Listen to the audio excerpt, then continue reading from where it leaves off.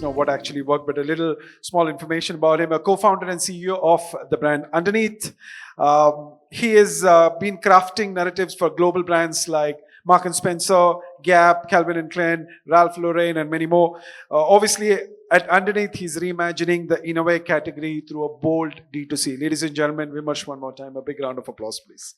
And he's getting ready. Big round of applause, please. Thank you. Hi, my name is Vimarsh and I'm the co-founder of Underneat, and I'm here to share how we generated around 100 crores of revenue within the first year of launching our brand, what all it took before we kind of launched, and happy to take questions if you have any. All this information comes with a caveat that, and I'm glad that a few speakers brought it up, like Excel and Kalari, that playbooks cannot be replicated, but you can take the essence from playbooks. I'm also inspired with a lot of brands, but what's happening in India is that everything is changing so fast, including the customer choices, that usually what you share with other people cannot be replicated as such. But yes, of course, you take some points and try to do your own A/B testing. So our journey started 6 months prior to our launch, where Kusha and I met, and we thought that we should do something in the apparel trade, and India is up and upcoming. Prior to that, I'd mostly worked in US and UK market, and I also kind of sided with her, saying that yes, India is happening. So she was very keen on this category called shapewear because she herself was a user of this category, and I took a lot of insights from her. And as a starting point, I would say that we brought a lot of products from a lot of global brands and tried and tested it first on Kusha and then on a 50 women cohort. That was the starting point. Unlike what most of the founders now I see, they obsess over third-party data, where they would kind of try to understand what is happening in the market, where are the big TAMs in the market, and then kind of go ahead with that. We did the complete opposite. We worked on something which did not exist. And if one has to call themselves a founder, then you obviously have to do something which does not exist, at least in your P0 market. White spaces and products which the customer probably has not experienced is something we started with. Definitely in India, there were some global players who were selling it at a very high premium. So I would say testing the product with our own cohort was the starting point of basically two information. One would be that, okay, is our product good enough? B, are there large enough people who want this problem to be solved? I think within couple of months we could understand. First we went from 50 women cohort to a 100 women cohort to a 200 women cohort. Today I think our community is very large, and we could realize that this problem is there, probably not being spoken about on the internet, but we can solve it. So that was the first point of PMF as founders look at it. And post that, we also looked at the unit economics. Indian customer is very value driven. I don't think in India, very cheap products, as people call it, work so much as products which are priced very democratically, but give a huge amount of value.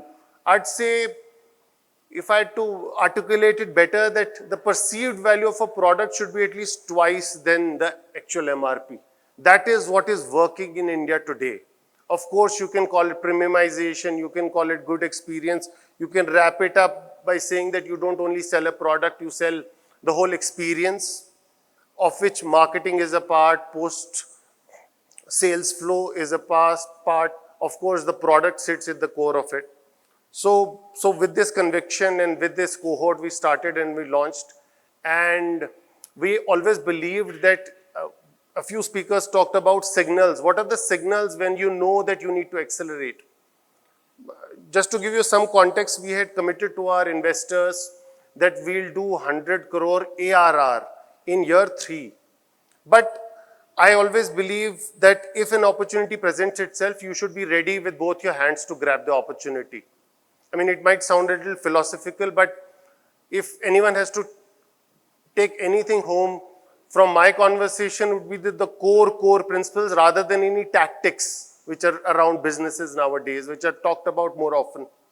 So we always thought that the moment we start getting repeats is the moment we start accelerating.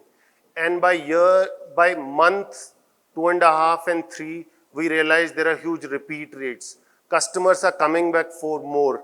Probably products which we don't have, customers want us to launch those products. So that was the biggest signal we got that this is a viable business. And that is when we started accelerating. We picked up our pre-series A in month 6 when we went back to our investors and said, this is on the right path now. We should keep going and we should push it further. One nuance which comes with fashion businesses, and if any of the audience is in fashion businesses, your risk to inventory and your risk to large number of SKUs and your business getting built on a moat which is called fashion. So we wanted to stay away from that for sure. We didn't want impulse to be something which gets our customers. We wanted a need-based product. So I think these core fundamentals we kept in mind, and that is how we accelerated. Unit economics from day one, having a clear visibility, if not in month 1, but in my month 6, month 8, or wherever we thought it would be feasible, unit economics have to make sense. Of course, we worked on that. One more point which I want to bring forward to the audience is that nowadays, smaller teams are making bigger businesses. Bigger businesses are being made in shorter time.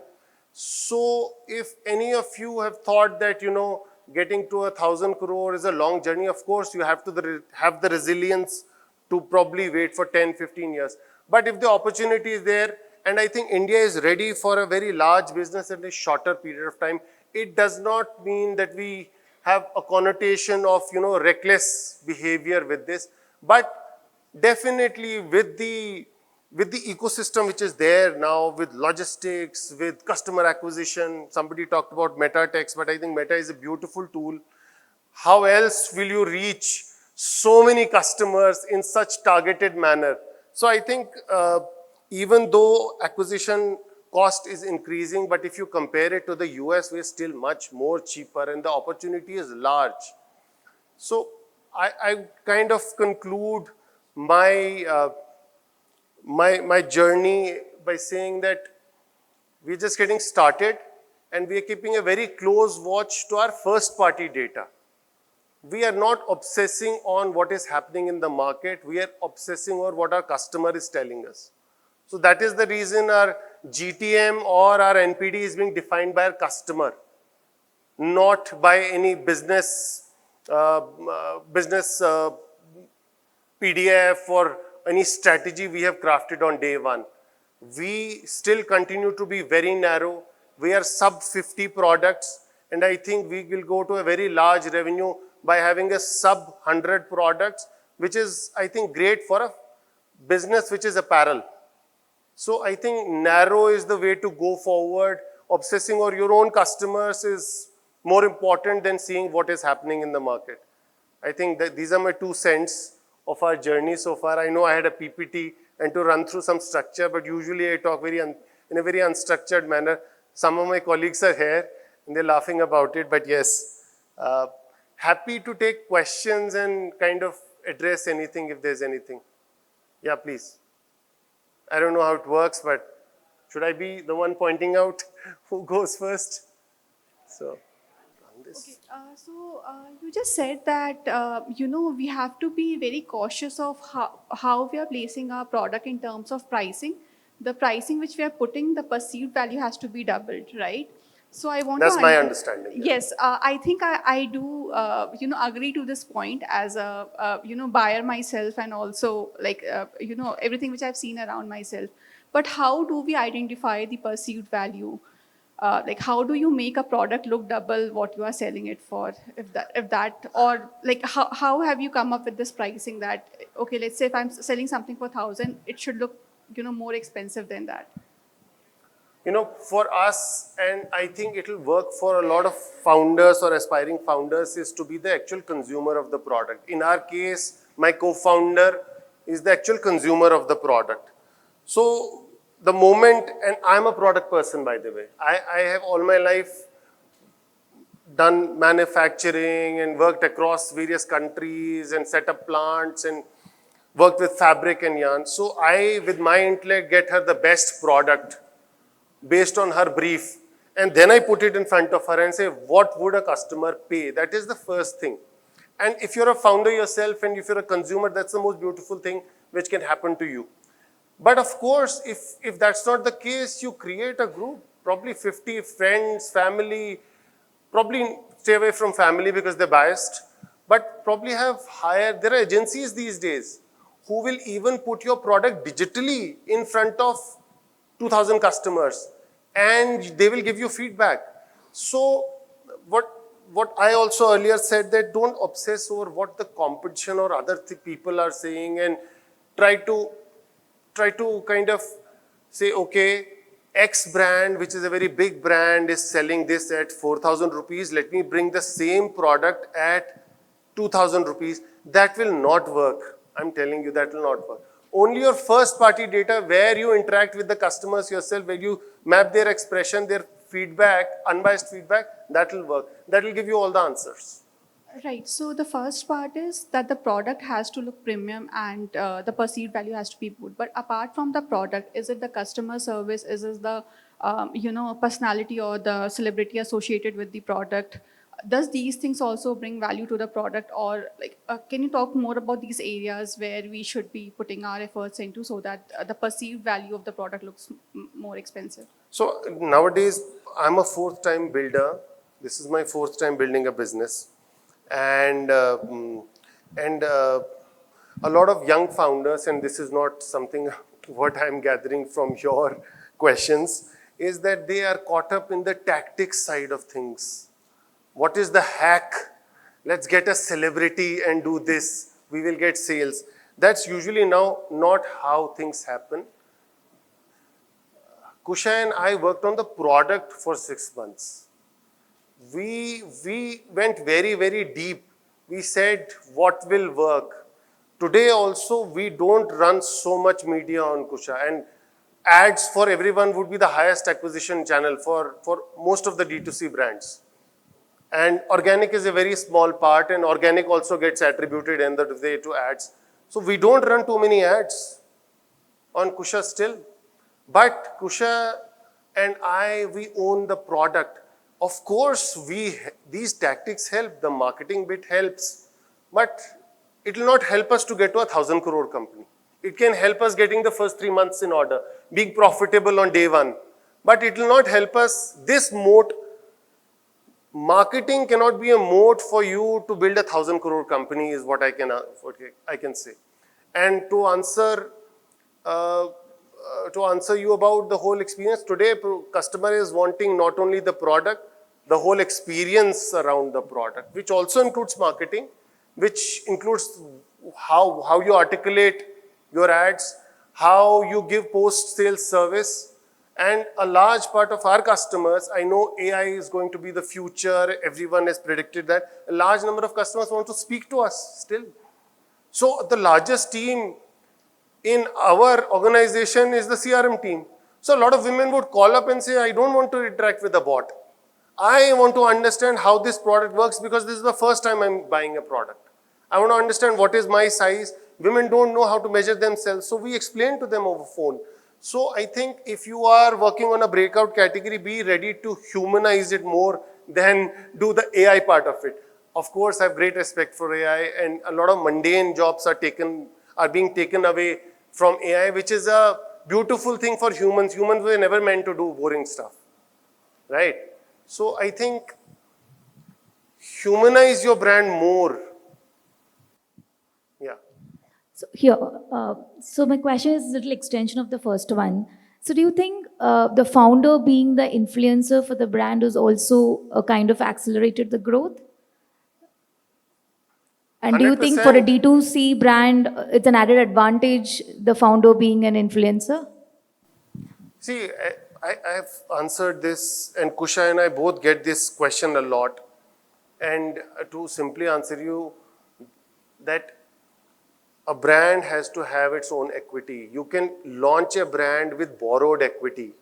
I mean, I can get introduced to you through a friend saying that I want to work with her. So, but our own relationship will be the dictator of our long-term association. So the product has to perform, the repeats have to come in, we have to give a great experience. Again, 1,000 crore brand cannot be built on just a celebrity face. And if you don't have a celebrity with you, that is not a dictator that you will not become a 1,000 crore company. Of course, there's advantage in the beginning, of course. But for us, as I'm reiterating, Kusha is the product person, the communication person. She handles 50% of the departments, I handle 50%. She has her veto, I have my veto. That's how we have split work. Yeah. We'll take one last question. I'm sorry, we're a little. Yeah. Okay. Hi, Vimarsh. Omni-channel has become inevitable, right? There are different channels through which you have your offline, you have quick commerce, you have marketplace, direct to customer through your own website. You as a founder would prioritize which channel, or rather deprioritize which channel early on when you're growing? And I also want to tie this up with your stress on importance of first party data, right? Your channels like quick commerce or marketplace would not give you the first party data. So how do you marry that with aspirations of growth for the brand versus a stress on having first party data through your own web place? Quick thoughts on So this. there are two parts to this question. One is the GTM. Where do you go? When do you over optimize distribution? I want to build a pull brand. I don't want to build a push brand. I don't want to be available everywhere. I want to be available where the customer is wanting me to be available. So there's a very simple GTM strategy for us. Whenever a platform comes to us themselves, mostly inbound, and says that your searches are going through the roof, I would launch there. I would not want to launch where I have to go and do a meeting and say, please keep my stock, I want to do more sales. That usually won't end up being profitable. When probably a platform like Myntra or Blinkit would invite you and say, listen, we are seeing so much surge in your brand searches on our platform, why don't you come on board? That is a beautiful start to an association. And I would always highly recommend for people to not over-optimize distribution, at least in the first couple of years, when you're not sure whether every distribution channel will be profitable and will have repeats. To answer your question, now platforms with many brands have started giving repeat. They will never give you data of customers. They'll never give you the phone number and email. But if you seek, they will give you whether you're getting repeats or not.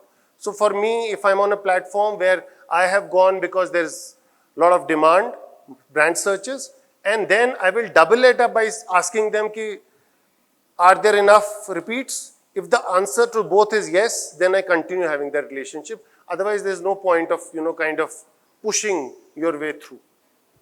The customer has to pull you. Okay. Thank you. I think that's it from here. A big round of applause for Vimarsh, please. Thank you. Thank you. A brilliant session. We would want you to stay back. May I please request Ritu to kindly come and join us, please, to present a small token of thank you from our side. A big round of applause one more time. Let's go.